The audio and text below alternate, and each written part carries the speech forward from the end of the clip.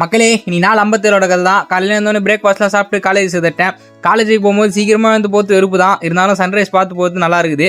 அப்படியே 8 மாடி ஏறிட்டு காலேஜ் போய் மதியம் லஞ்சுக்கு 250 கிராம் தயிர் பூவா கூடவே கோஸ் பெரியல் சாப்பிட்டு ஈவினிங்காக வீட்டுக்கு வர வகையில் 300 கிராம் சிக்கன் வாங்கி வந்துட்டு வீட்டுக்கு வந்துட்டு சுகர் கம்மியாக ஒரு டீ அடிச்சிட்டேன்.